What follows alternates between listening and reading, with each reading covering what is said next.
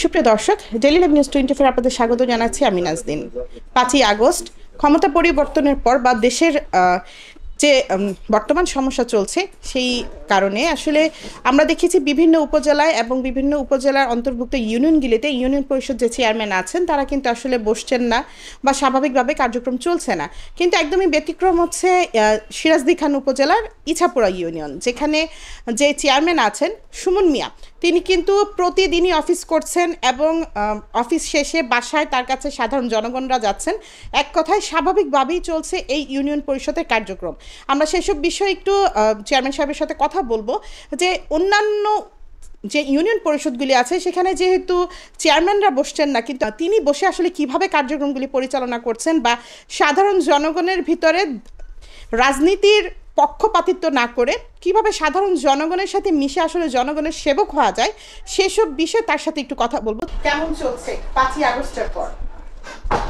আলহামদুলিল্লাহ, ইছাপুরা ইউনিয়ন পরিষদ খুব ভালোভাবে জাঁকজমকপূর্ণভাবে চলছে। ইছাপুরা ইউনিয়নে ওরকম কোনো সমস্যা নাই, আল্লাহর রহমত। পুরা ইউনিয়নবাসী আমরা একসাথে আছি, জনগণের সাথে কাজ করে যাচ্ছি, কারো কোনো বাধা নাই। একটা বিষয় যে অন্যান্য ইউনিয়ন পরিষদগুলিতে চেয়ারম্যান অনুপস্থিত, কিন্তু আমরা যতটুকু জানলাম সবার সাথেই কথা বললাম আপনার ইউনিয়ন পরিষদ স্বাভাবিক। মূলত আসলে এই যে ঘটনাটা, অন্যান্য জায়গায় স্বতন্ত্র প্রার্থী যারা ছিলেন তারাও বসতে পারতেছেন না দলীয় রাবত, কিন্তু আপনি নর্মালি একদম সাধারণ মানুষের সাথে কাজ করছেন, কোনো রকম কোনো সমস্যা দেখছি না এখন পর্যন্ত। আসলে সেটা আসলে কিভাবে অর্জন করলেন? আমি যখন থেকে রাজনীতি করি বা চেয়ারম্যান হয়েছি, সবাইরে নিয়েই কাজ করা শুরু করছি, দল মত নির্বিশেষে। আমি পরিষদে কখনো আসলে জিজ্ঞেস করি না আপনি বিএনপি করেন কিনা, আওয়ামী লীগ করেন কিনা, জাতীয় পার্টি করেন কিনা, শিবির করেন কিনা। ওরকম দেখে দেখে কোনো কাজ করি নাই। যার কাজ, যে কাজ ঠিক সেই কাজটা ওইভাবেই করে দিছি। এই জন্য এলাকাবাসী আমার উপরে প্লিজড। দেখা গেছে যে আমি একদিন দুদিন হয়তো ভয় পাইছিলাম যে গেলে কোনো যায় ঝামেলা হবে না। আলহামদুলিল্লাহ, আপনাদের দোয়ায় দলমত নির্বিশেষে দলীয় লোকজনেই, বিএনপির লোকজন, অন্যান্য লোকজন যারা আছে, তারা আমার সাথে এইসব বসে অফিস করাইছে। এরকম একটা সুযোগ আমার হয়েছে ইনশাল্লাহ। এখনো দেখলাম যে বিএনপির সবাই এসে আপনার সাথে কথা বলে গেল। জি, তো আসলে এই আস্থাটা অর্জন করাটা অনেক কষ্ট। এই কারণ তারা একটা কথা বলে, ওই সরকারের আমলে যত নির্বাচন হয়েছে সবই অবৈধ। সেটা যদি তারা বলে থাকে, কিন্তু একই দলের মানুষ এই ইউনিয়নে চেয়ারম্যানের সাথে ঐক্যবদ্ধ হয়ে কাজ করছে, আসলে তাদের ভিতরে এই আপনার এই আস্থাটা আসলে কিভাবে? দেখা গেছে আমি যখন নির্বাচনটা করছি, বেশিরভাগ বিএনপির লোকজনে আমার নির্বাচনটা করছে।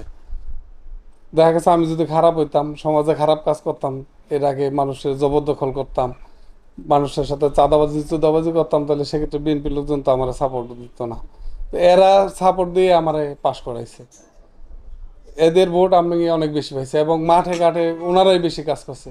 ওনারা তো আমার অবস্থানটা দেখছে যে আমি এলাকায় কোনো খারাপ কাজ করছি কিনা, এই করছি কিনা। যখন দেখছে যে না, অবস্থানটা এই ওনারা পর্যালোচনা করে এবং অনেক কিছু চিন্তা ভাবনা কইরা তারপরে দেখা গেছে ওনারা মাঠে নামছে। ওনারা যেহেতু আমার চেয়ারম্যান বানাইছে ভালো লোক হিসাবে, তো সেক্ষেত্রে দেখা গেছে 2.5 বছর 15-3 বছর চলে। এর মধ্যে দেখছে যে না, ওর মধ্যে কোনো দুর্নীতি নাই। দুর্নীতি থাকলে হয়তো ওনারা আমার এই জায়গা থেকে বের করে দিত। তো যখনই দেখছে যে না, সুমনের ওরকম কোনো নেই, তখন দলমত নির্বিশেষে কিন্তু তারা আমার নির্বাচনটা করছে এবং ওপেনই করছে, সবাই ওপেন করছে। বিএনপির দলীয় নেতাকর্মী যারা আছে, প্রত্যেক ওয়ার্ডের সভাপতি সেক্রেটারি যারা আছে, মোটামুটি বেশিরভাগ লোকজনই আমার নির্বাচনটা তুলে দিচ্ছে আর কি, চেয়ারম্যান হওয়ার জন্য যে একজন ভালো লোক এই চেয়ারের দরকার, ইছাপুরা জনগণের জন্য দরকার। ওই চিন্তা ভাবনা করে তারা আমার এই চেয়ারটার মধ্যে বসাইছে এবং অদ্যবধি পর্যন্ত তারা আমার খুব ভালোভাবে বিশ্বাস করে যে না, ওর দ্বারা কোনো খারাপ কাজ হবে না আর অনৈতিক কোনো কাজ হবে না। সেই জন্য এই চেয়ারটা ওর জন্যই প্রযোজ্য। এই জন্যই তারা আমার একেবারে দলমতের বিষয়ে সর্বোচ্চ সাপোর্ট দিয়ে ওনারা আমার কাজ করাইতেছে। আমার কোনো সমস্যা নেই ইনশাল্লাহ।